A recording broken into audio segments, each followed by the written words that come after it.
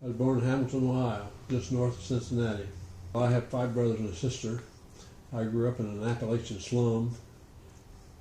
My earliest memories was being with all of my brothers and sisters, of us just being on a survival instinct from the time I was born until the time I got out of high school. My parents moved to Florida and I stayed in Ohio. And I moved here in 1962 when I was 22 years old, right after Hurricane Donna and right before and during the Cuban Missile Crisis. I rented a beach cottage out on Siesta Beach, another guy did, for $75 a month. I was involved in the Sarasota JCs, and we used to run the Miss Sarasota pageant and also the Miss Florida pageant here in Sarasota. And we really had some wonderful parties. I worked for Littoral Concrete, and I made half the money I made up north, and it took me 5 years before I got back up the same amount of money that I made north. So down here you got paid, and then you got sunshine pay. It's hard to find a job here at that time. Well, there wasn't a lot of commerce here. There wasn't a lot to do here, and we've grown tremendously since that period of time. And when I got here, one of the things they were doing, they were dredging in Bird Key. They were dredging in Country Club Shores, and they were doing rampant dredging on the bay. And it was just willy-nilly. And, you know, where Bird Key is used to be the biggest and most productive grass flat in Sarasota Bay. And they dredged it all in and destroyed the most magnificent grass flat in Sarasota Bay. Dad and I stood toe-to-toe one day, and he said, "Bob, why in the hell don't you go sell real estate?" And that's how I got in the real estate business. And I worked for Joe Lovingood, who was involved around here for the first year, and then I started my own business. From about 1987 or 88 to 2005, the whole country and the whole world went through the biggest sustained uptick in the economy that it had ever experienced. And the world was changed around during that period of time because more people moved out of poverty than ever before in the history of the world. So from about 87, 88 to 2005 was boom years for the whole world. Business got better every year until from when it started, it was just gradual.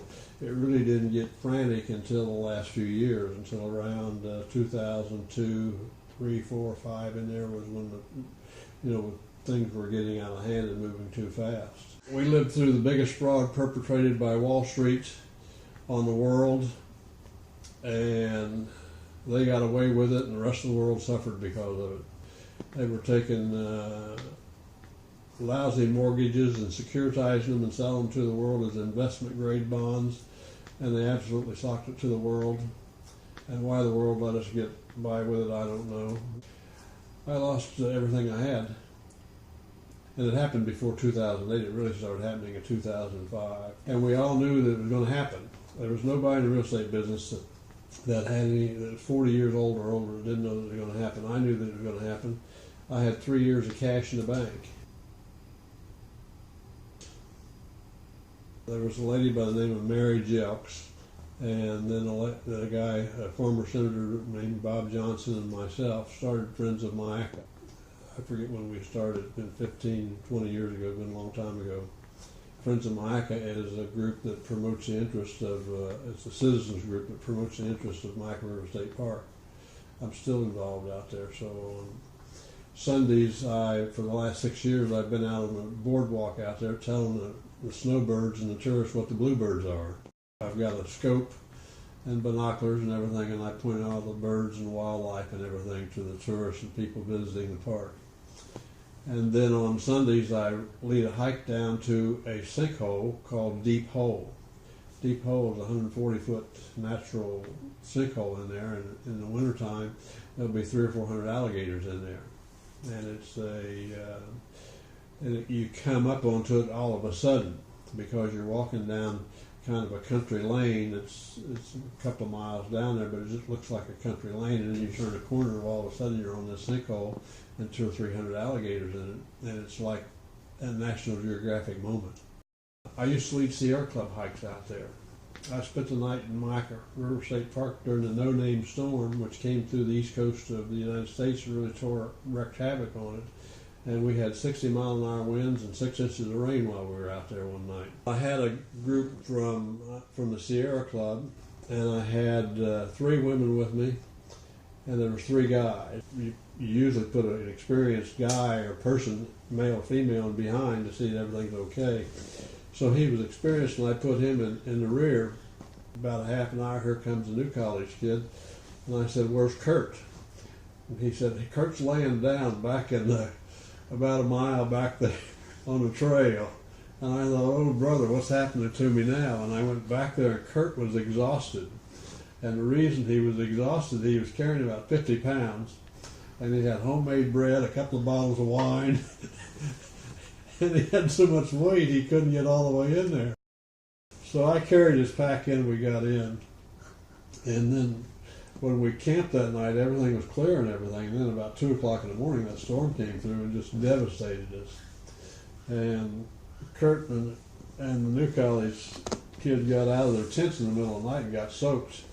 And I got them into that wind blowing. You can die from hypothermia in 70-degree weather if you got a strong wind and stuff, because the wind, it just keeps cooling you down and down and down. And so it wasn't awfully cold. It probably got down to 60, but I got those guys in my tent, and it really made a difference. They were in trouble. So I've hiked out there a lot. I've hiked all the trails out there. I've been involved in it for quite some time. I was president of the Friends of Myakka board. And what gets me involved in it is seeking a balance between business and nature. And it's difficult to seek that balance because property has property rights that goes along with it. And by the same token, we got to work hard on not developing and paving over everything we got. If you watch nature, you realize that me and you are just part of a system.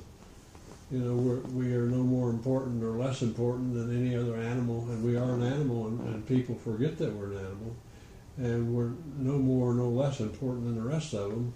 We just happen to have the tools and the brain power to control and overrule all the rest of them, and so we have a stewardship responsibility not to destroy our whole earth. And you know, and greed drives us as humans to where we have a tendency to say, the hell with everything else, get out of my way, this is what I'm doing. And it's kind of like you're screwing up your own house.